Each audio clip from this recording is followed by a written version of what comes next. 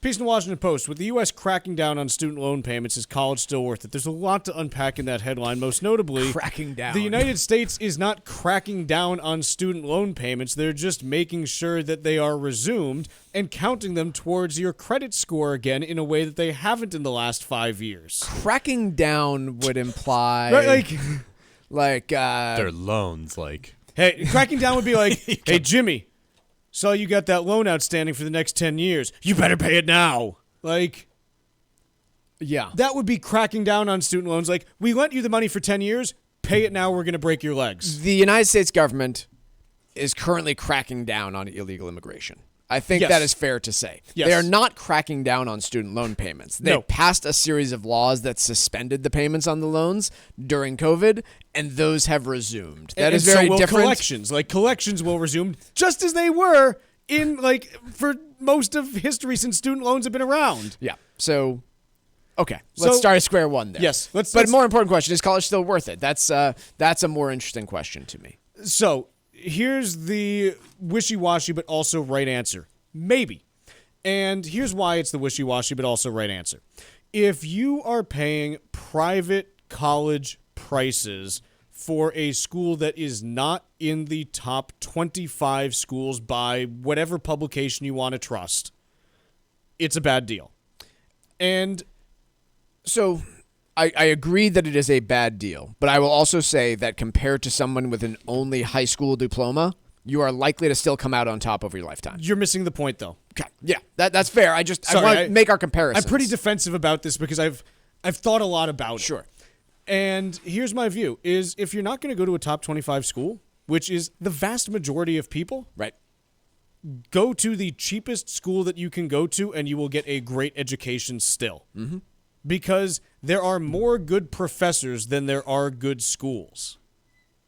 Like, there are good professors everywhere. Yeah. This is something I come back to with college all the time. Whether you go to Harvard or whether you go to whatever the theoretical worst school is in the country, there is someone there who has spent their entire life learning about the subject that they are teaching you, and they are required by that institution to hold office hours with you so that you can personally ask them questions. You will get out of college exactly what you put into it, whether it is at Harvard, McNeese State, whatever else, like whatever's out there. You will have like the ability to do that. Now, if you go to college and all you do is party, you're going to have a great time.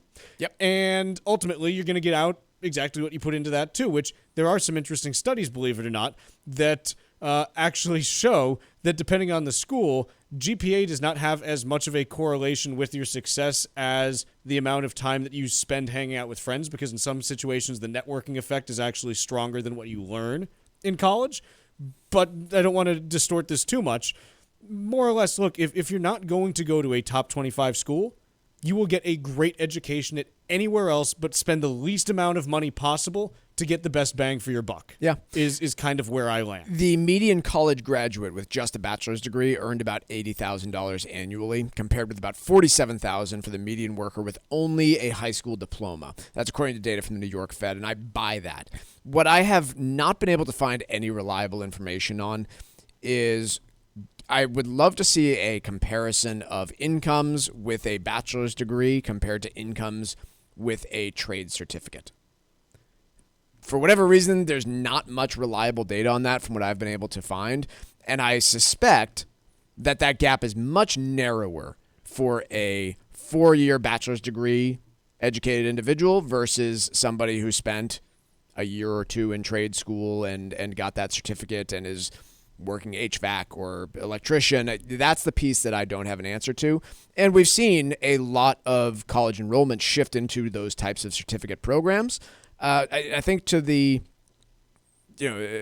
general success and contentment of those who have done so, but I don't really have a financial analysis on one versus the other. Everything that I've seen continues to be, hey, if you only graduate high school, there are going to be very few opportunities for you in this economy. Now, this also gets into part of my spiel, which is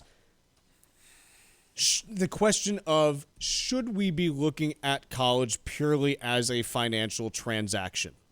Because as Mike and I have talked, like we talked about it with Social Security, we talked about it with other things. There are plenty of times that people make decisions for their life that are not purely for economic maximization. Sure.